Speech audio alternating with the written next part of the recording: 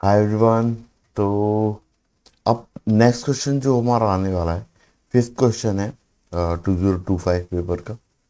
सो इसमें क्या लिखा हुआ है कि using the principal values of I T F inverse trigonometric functions, the sum of the maximum and minimum values of this expression, जिसमें sec inverse x का square है और कोसेक इनवर्स एक्स का भी स्क्वायर, इन दोनों के स्क्वायर का सम, इसकी मैक्सिमम और मिनिमम वैल्यू का सम पूछा है।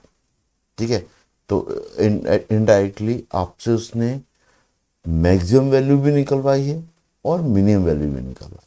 ठीक है ना। अब आईटीएफ के बारे में पहले थोड़ी सी बात कर लेते हैं।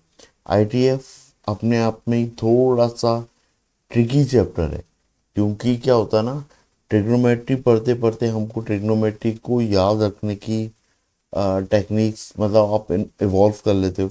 लेकिन जैसे ही आईटीएफ आता है और फिर आप आईटीएफ को ट्रिग्नोमेट्री के साथ याद रखने की कोशिश करते हो, तो वो कंफ्यूजन क्रिएट करता है ना। सो इसीलिए थोड़ा थोड़ा डाउटफुल होता है, यार ये कैसे करना है, क्या करना है, इसकी वैल्यूज ये है तो इसकी वैल्यूज क्या होती है ना। क्योंकि डोमेन और रेंज इस केस में वो चीज़ें ज़्यादा मायने रखती हैं, किसमें, आईटीएफ में, इन्वर्स ट्रिग्नोमेट्री, है ना। उसमें मे भी शायद आप इतना वो नहीं करोगे तो भी आपके क्वेश्चंस हो रहे होते, पर इसमें बहुत ज़्यादा डिपेंडेंसी आ जाती है ना। सो इसको अपन एक बार बेसिक से स्टार्ट करते हैं। अब होता क्या है कि सबसे पहला थॉट, जब भी मैं ट्रिग्नोमेट्री की बात करता हूँ, तो ट्रिग्नोमेट्री में जो मैं इनपुट देने जाता हूँ वो मेरा एंगल होता है, और आउटपुट में मेरे को क्या मिल रही होती है, वैल्यू। वैसे ही इसमें अगर मैं देखूं आईटीएफ में, तो जो इनपुट देने जाता हूँ वो क्या मिलने वाला होता है, वो क्या देने वाले होते हैं, दैट इज वैल्यू। और आउटपुट में मेरे को क्या मिलने वाला है, दैट इज एंगल। तो एंगल की रेंज बहुत ही स्पेसिफिक लेते हैं हम, है ना, बहुत ही स्पेसिफिक। इसलिए आपके सारे आंसर्स पाई के टर्म्स में दिए हुए, चार ऑप्शन, है ना। तो डेफिनेटली आंसर किस में आने वाला है, एंगल की फॉर्म में। इनपुट क्या देने वाला हूँ, वैल्यू। अब इनपुट क्या क्या दे सकता हूँ वो तो ठीक है, लेकिन पहले तो मेरे को ये पता होना चाहिए कि मेरे आउटपुट क्या क्या आ सकते हैं। ठीक है ना। तो ना कि सिर्फ सेक इनवर्स और कोसेक इनवर्स, अपन छहों के ही लिख लेते कि क्या क्या आउटपुट आ सकते हैं। तो अगर क्वेश्चन चेंज भी होता तो आपको पता होएगा कि कैसे इसके साथ डील करना था। ठीक है ना भाई। तो फिर ऐसा है कि अपने आईटीएफ होते कितने हैं, छः होते हैं, है ना। साइन इनवर्स फटाफट लिख लेते हैं, cos inverse x, ten inverse x. ठीक है, पहले साइन इनवर्स एक्स का लिख लेते हैं। तो इसका जो आउटपुट एंगल है या रेंज है वो -π/2 से π/2 आती है। कॉस के लिए, कॉस इनवर्स के लिए that is 0 to π। Tan inverse x के लिए -π/2 से π/2 ही आती है, बट इनको अचीव नहीं कर पाता है बेचारा। अप्रोच करने की कोशिश करता है, पर π/2 कब आ रहा होगा आउटपुट, जब एक्स इन्फानाइट को पहुंच रहा होगा, और वो पहुंच नहीं पाता है, वो तो अप्रोच कर रहा होता है, इसलिए π/2 रियल आउटपुट में इंक्लूड नहीं होता, है ना। वैसे ही -π/2 भी रियल आउटपुट में इंक्लूड नहीं होता। ठीक है, ये तो तीन लिख लिया अपन ने। अभी बचे हुए कौन कौन है, दैट इज कोसेक, फिर सेक इनवर्स, और लास्ट वाला that is cot inverse x. ठीक है, ये तीन है। कोसेक इनवर्स एक्स, तो कोसेक इनवर्स एक्स में आपका -π/2 से π/2 आता है, पर इसमें एक एलिमेंट नहीं आता, और वो कौन सा है, जीरो। क्योंकि जीरो पे ये इन्फानाइट को अप्रोच कर रहा होता है। वैसे सेकंड वर्स एक्स में सोचोगे तो वो जीरो से पाई तक ठीक है, पर इसमें कौन सा एलिमेंट नहीं आता है, दैट इज π/2। और ऐसी कॉट इनवर्स एक्स में ये 0 से पाई तक जाता है, लेकिन कभी भी 0 और पाई को वो टच नहीं कर पाता। सेम रीजन जो अपन ने टेन वर्स के लिए दिया था।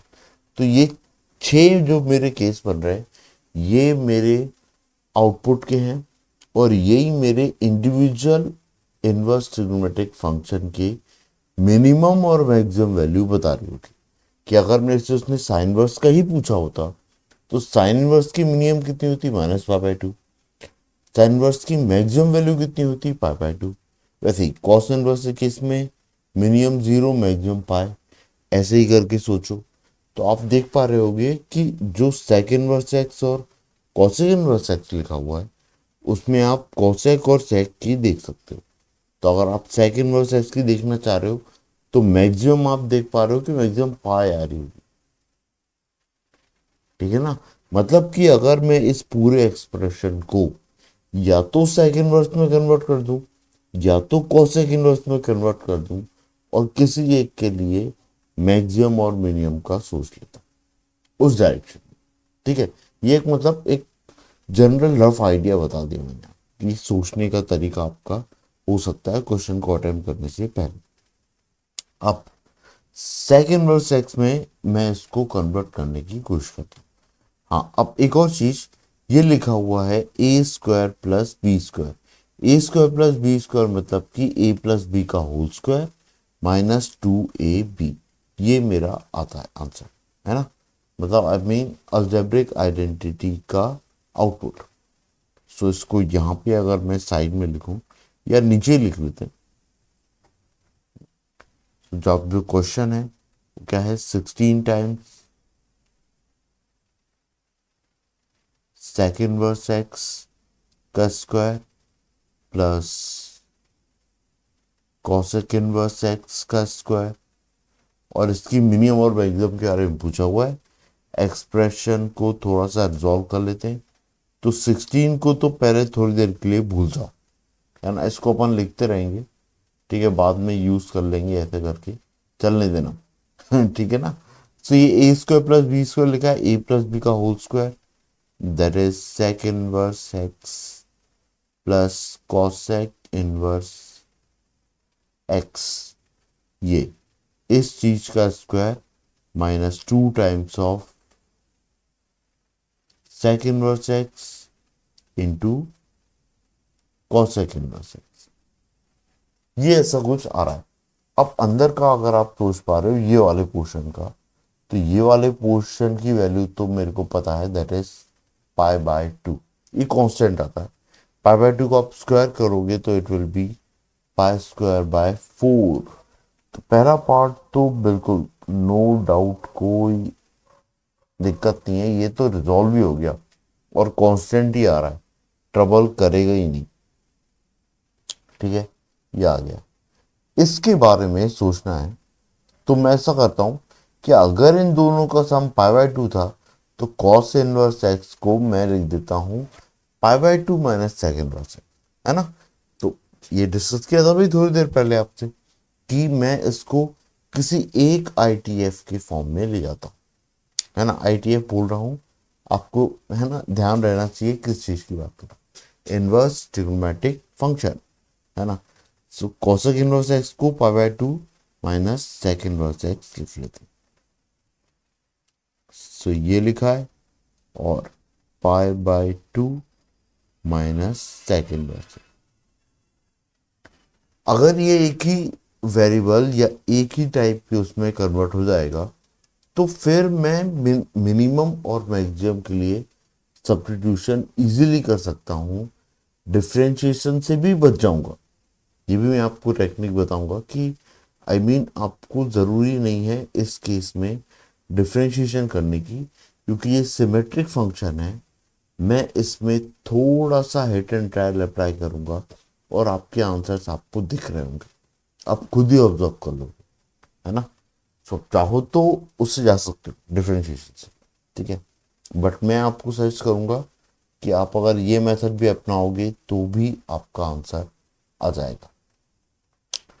इसको थोड़ा रिजॉल्व किया है, तो ये कितना आ गया है, π² / 4 फिर माइनस ये 2 sec 1 π/2, तो ये 2 से 2 कैंसिल हो गया, ये लिखा हुआ है पाई sec 1 x, minus minus plus 2 times of sec 1 x का होल स्क्वायर। ये आ रहा है मेरा एक्सप्रेशन। अब अपन को दो वैल्यूज के बारे में सोचना है। ये है मेरा पहला पार्ट दैट इज मिनिमम, और दूसरा पार्ट है दैट इज मैक्सिमम। कि मिनिमम मैक्सिमम कैसे कैसे आ सकता है। मैक्सिमम तो बहुत ही सिंपल है। सेकंड वर्स एक्स के लिए मैक्सिमम चीज कब आएगी, जब मैं पाए रखूंगा, है ना।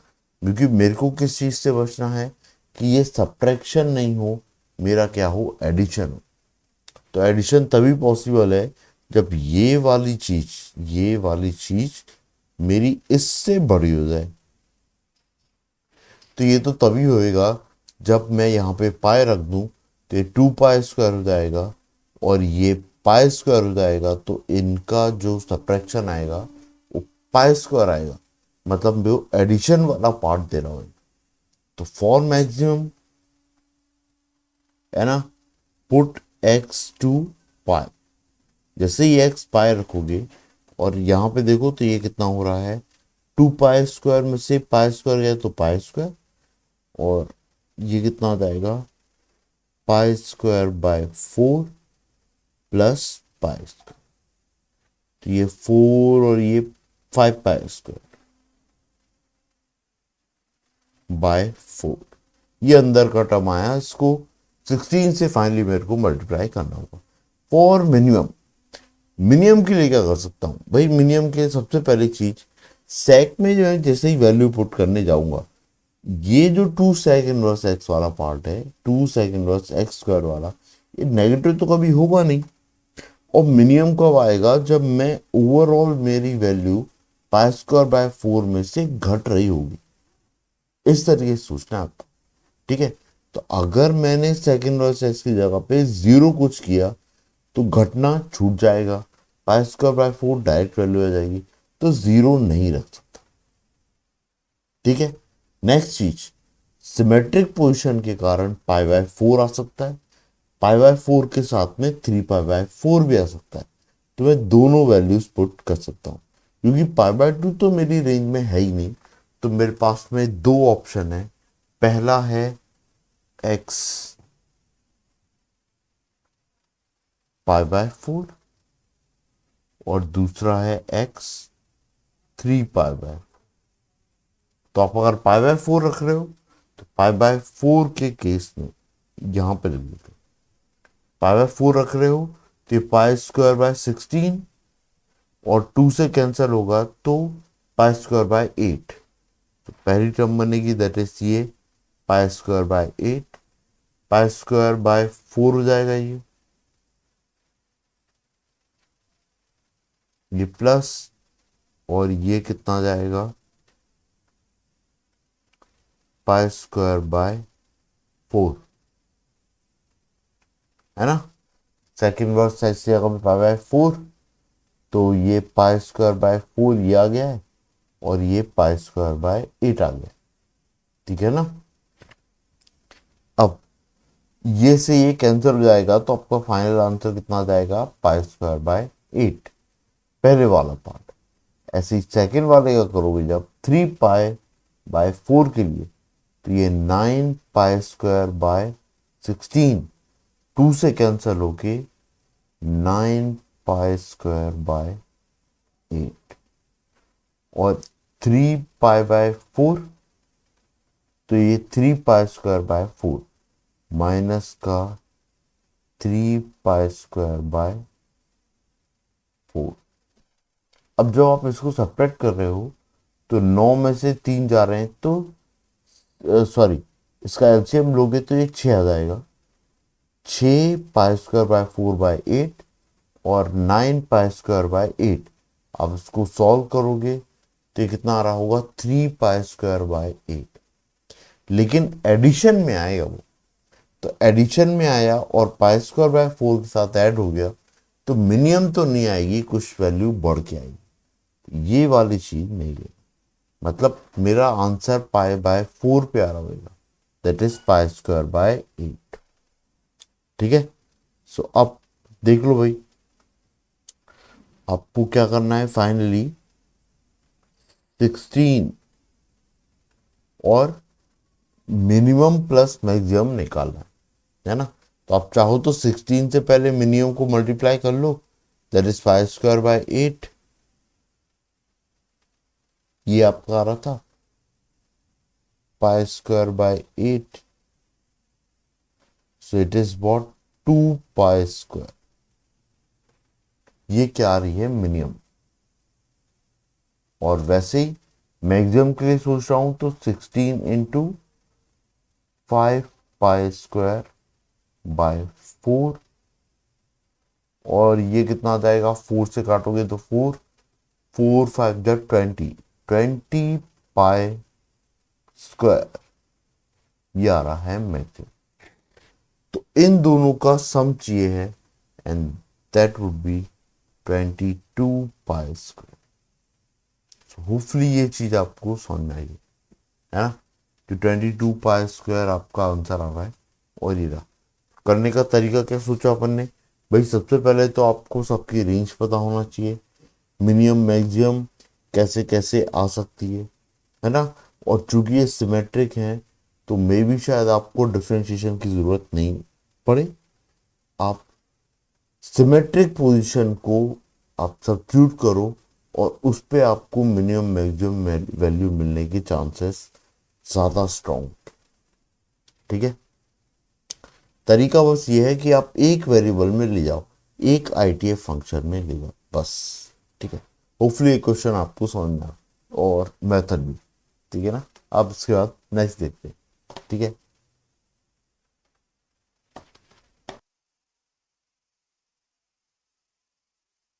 हाँ, सो नेक्स्ट क्वेश्चन देखते हैं क्या बोल रहा है।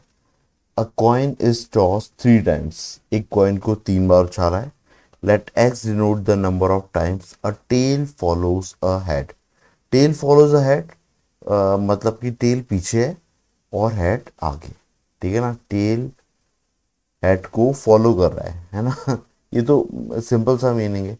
एनीवे आप इसका उल्टा भी लोगे ना, तो क्या है ना, 3 बार जो एक कॉइन आ रहा है ना, सब कुछ सिमेट्रिक होएगा। आपके केसेस भी वैसे ही बनेंगे। ठीक है ना, इतना ज़्यादा चेंजेस नहीं आएगा। Anyway, if mu and sigma square denote the mean and variance of x.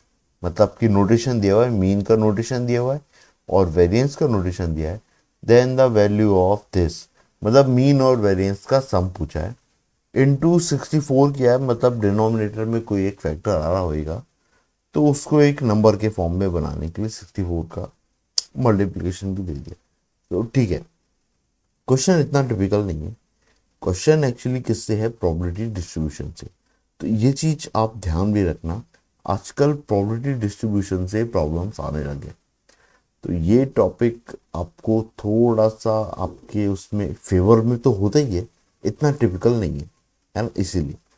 और आप अगर इसको प्रिपेयर करके जाओगे तो आप एक और क्वेश्चन अपने उसमें ऐड कर सकते हो, जो अटेम्प्ट करने वाला सेक्शन होएगा आपका, है ना। आप 2 पार्ट बनाओगे ना अपने। आप अगर कुछ स्ट्रेटजी बना भी रहे हो, तो आप ऐसा सोचोगे ना, ये 25 में से कितने क्वेश्चन मिनिमम मेरे को अटेम्प्ट करना है टू गेट द कॉलेज जो मेरे को चाहिए, या जो मिनिमम मैं एक्सपेक्ट कर रहा हूँ मेंस में, है ना।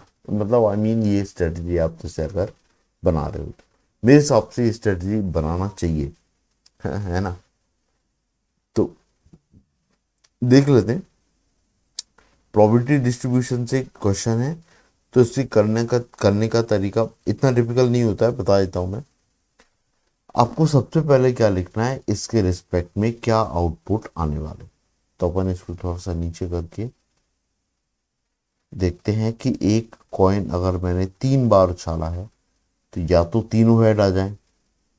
फिर एक टेल इंट्रोड्यूस करता हूं और उसको रोटेट करता हूं, तो इससे क्या होगा, कोई भी केसेस छूटेंगे नहीं। हेड टेल हेड, तो तीसरा आएगा टेल हेड हेड।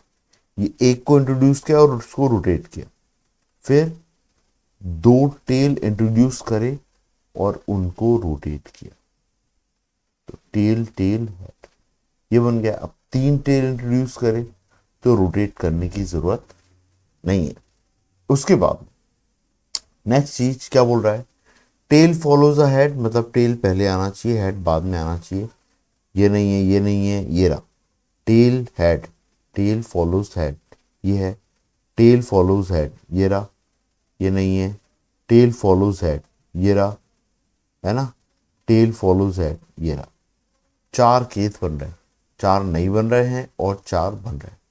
अब जो बन रहे हैं उनको मैं असाइन करता हूं 1, और जो नहीं बन रहे हैं उनको असाइन करता हूं 0, है ना। उसी के रिस्पेक्ट में मैं प्रोबेबिलिटी निकाल लूंगा, है ना, कि भाई इसकी 1 है तो भाई इसकी प्रोबेबिलिटी देखोगे तो 1/8, लेकिन xi के साथ मल्टीप्लाई अगर आप करने गए तो वो 0 हो जाएगी, है ना। तो हर किसी की प्रोबेबिलिटी 1/8 1/8 1/8, ठीक है। अब मेरे को मीन निकालना है, तो मीन क्या होता है, मीन का सिंपल सा फॉर्मूला होता है कि आप क्या करो, हर ऑब्जर्वेशन को उसकी प्रोबेबिलिटी, रिस्पेक्टिव प्रोबेबिलिटी से मल्टीप्लाई कर दो और सम कर दो। तो ये 0 0 0 0 चार जीरो हैं, इनको 1/8 से मल्टीप्लाई करूंगा तो वो तो 0 दे रहा हूं, और चार 1 हैं जिनको 1/8 से मल्टीप्लाई करके ऐड करूंगा तो 1/8 4 टाइम्स आ रहा है। कितनी टाइम्स आ रहा है, 4 टाइम्स। तो ऐसा लिख सकता हूं 1/8 इंटू 4, दैट इज 1/2, है ना। और ये थोड़ा कॉमन सेंस भी है, आप सोच सकते हो भाई चार आपके फेवर में है, चार आपके नॉन फेवर में है, तो आपकी प्रोबेबिलिटी कितनी होगी, आई मीन मीन कितना होगा, दैट इज 1/2, ठीक है। ये तो हो गया मीन का फॉर्मूला। वेरिएंस, वेरिएंस का भी सिंपल से ही फॉर्मूला होता है, ज़्यादा टिपिकल नहीं होता। xi का हम स्क्वायर कर लेते हैं और pi से मल्टीप्लाई कर। अब क्योंकि यहाँ पे ऑब्जर्वेशन ऐसे भी पॉजिटिव में ही है तो कोई दिक्कत ऐसे भी नहीं है, और इसको माइनस करते हैं मेरे मीन के स्क्वायर से, ठीक है।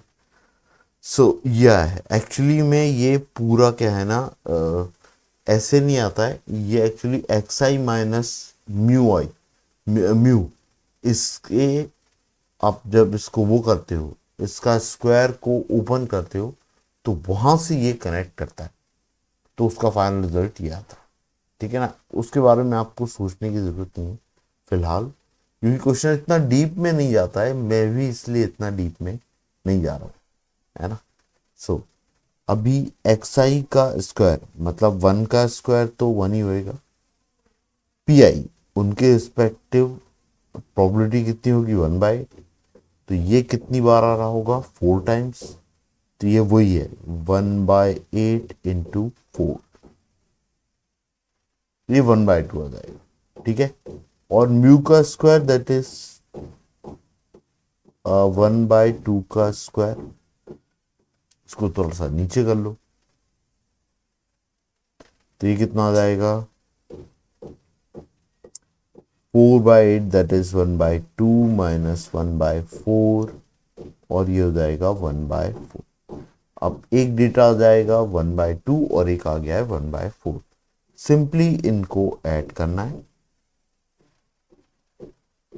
और इसका मल्टीप्लाई करना है 64 से, तो 1/2 प्लस 1/4, ये कितना आ गया है 3/4 इंटू 64, ये 4 से 64 16 टाइम्स जाएगा, और 3 इंटू 16 दैट इज 48, तो 48 चेक में चेक कर लो कौन सा ऑप्शन नंबर है सेकेंड, तो ये हो जाएगा मेरा आंसर, ठीक है। होपफुली चीज समझ में आई हो। प्रोबेबिलिटी डिस्ट्रीब्यूशन इतना टिपिकल नहीं है, मैं एक बार और रिवाइज करवा देता हूं आपको। आपके जो आउटपुट आते हैं उनको आप दो पार्ट में डिवाइड करते हो, नॉन फेवरेबल और फेवरेबल। जो भी नॉन फेवरेबल हैं उनको 0 असाइन करो और जो फेवरेबल हैं उनको 1 असाइन करो। ठीक है, उसके बाद में रिस्पेक्टिव हर चीज की प्रोबेबिलिटी निकालोगे तो या तो क्वेश्चन में ही उसने चेंज कर रखी होगी, और अगर वो सिमेट्रिकली डिस्ट्रीब्यूट हो रहा है तो प्रोबेबिलिटी भी सिमेट्रिकली आएगी। जैसे कि इस केस में हर इवेंट की प्रोबेबिलिटी 1/8 आएगी, है ना। ठीक है, तो 1/8। अब 1/8 से आप जब मल्टीप्लाई करोगे आपके एक्स आई को, ये एक्स आई लिखा है, तो जो जो नॉन फेवरेबल हैं वो तो आपके जीरो दे गए, जो जो फेवरेबल हैं उनको ऐड कर लेना। तो प्रोबेबिलिटी को आपको ऐड करने पड़ेगा जितने आपके फेवरेबल केस आ रहे हैं। यहाँ पे 4 हैं, तो आपने 1/8 को 4 टाइम्स ऐड किया है, या फिर 1/8 को 4 से मल्टीप्लाई किया, तो 1/2 आ गया। और सेम वैसे ही वेरिएंस का फॉर्मूला अप्लाई किया है, वेरिएंस कैलकुलेट किया। इतना टिपिकल नहीं है ना। ठीक है, आप ये वाला लेकिन टॉपिक प्लीज कवर अप करके रखना, है ना। 2026 में इसी क्वेश्चन बन सकता है, चांसेस है। ठीक है, नेक्स्ट देखते हैं इसके बाद।